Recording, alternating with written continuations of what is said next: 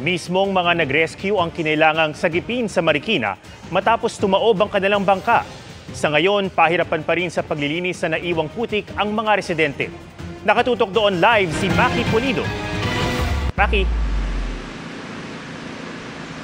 Alam mo, Atom, kagabi umabot ng 20 meters ang water level dito sa Marikina River. Sa ngayon ay nasa slightly below 15 meters siya. Mataas pa rin yan. Pero dahil umatras na yung tubig baha, may mga residente na nagsimula ng maglinis ng kanilang mga bahay.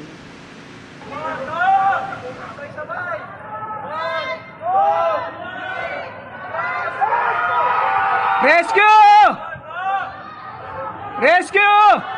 Sa kasagsagan ng bagyo kagabi, muntik mauwi rin sa trahedya ang mismong rescue mission sa Marikina.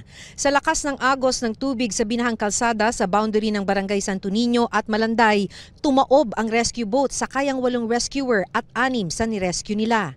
Palabas na po kami doon sa Eskinita. Nahirapan po kami kasi biglang lumakas nga po yung current ng tubig. Bumangga kami sa poste. Then eventually, pumasok na yung tubig, then tumaob na kami. Kaya ang mga nirescue nila kinailangang i-rescue uli kahit peligroso na. Hinabol kagad namin nung inagos kami. Yun po yung unang kinuha namin. Inuna pa rin po namin yung safety nung nirescue natin. Kinilala sila at pinasalamatan ng City Hall kanina.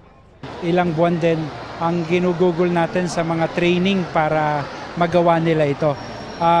Yung interoperability ng bawat grupo ay napakahalaga. Sa gitna ng matinding pagbaha, nilikas maging ang isang sanggol na may sakit sa puso at nangangailangan ng ventilator. Nakakonfine na ang sanggol sa Amang Rodriguez Hospital. Marami naman sa mga binaha ang nagsimula ng mag-imis ng kanilang mga bahay. Walang kain at wala ring tulog pero tuloy ang paglinis ni Melda sa binahang tahanan. Sa totoo lang daw, mas madaling lumikas kaysa ibalik sa normal ang buhay. Sobrang hirap. Yung paghuhugas namin ng mga gamit, pagkain, paglalaba, mas madali yung pag-akyat, paglikas.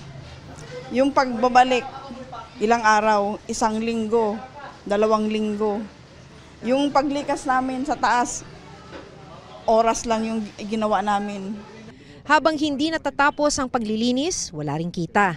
Arawan ang sweldo ng anak na hindi pa makapasok sa trabaho, habang si Melda naman hindi pa makabalik sa pananahi na ikinabubuhay niya. Nananahi ako, walang kuryente. Tapos mabaha pa yung makina.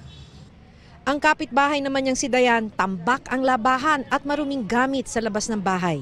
Dahil sabay-sabay ang paggamit ng tubig, humina na rin ang water pressure. Si Julie naman, kahit dustpan lang ang gamit, hindi tumitigil ang paglimas ng tubig sa loob ng kanilang bahay. Kailangan wala kaming wala kaming tutuluyan. Tulad ng manalasa ang Super Typhoon Ondoy noong 2009 at Typhoon Ulysses noong 2020, binalot uli ng putik ang Provident Village sa Marikina. Di lang mga bahay, kundi pati mga negosyo. Pero sa Barangay Tumana, dinumog ang tindahan ni Omar dahil binibenta na ng 50% off ang mga nabahang grocery items. Logi pa rin po, ma'am. At least meron may something. Kahit maliit lang babalik, okay lang yan po. Buong araw ang paghakot ng City Hall sa naipong basura para iwas sakit. Habang hindi pa tuluyang nalilinis ang kanilang mga bahay, marami pa ring sumisilong sa mga evacuation center na sinimulan ng bigyan ng ayuda ng DSWD. Mahalaga ang tulong mula sa national government at mga pribadong individual, lalo't kapos ang pondo ng lokal na pamahalaan. Talagang kapos dahil ang quick response ng Marikina ay less than 30 million lamang. At ito gagamitin para sa gamot, sa pagkain at sa rehabilitation. Kaya nga nakipag-ugnayan ang LGU ng Marikina sa national. So may mga lugar pa rin dito sa Marikina na wala pa rin kuryente. Ang sabi ng Meralco, hindi rin kasi basta-basta ang pagbalik ng supply.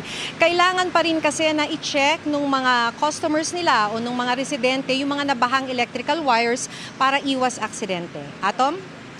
Maraming salamat, Maki Pulido.